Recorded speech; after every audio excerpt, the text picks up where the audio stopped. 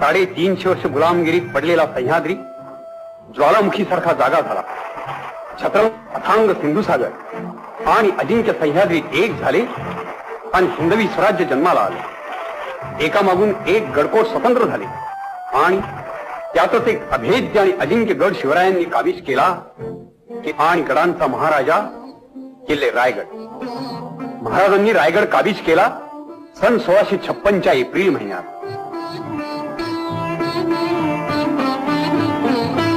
उभ्या दख्खनच्या मुलखात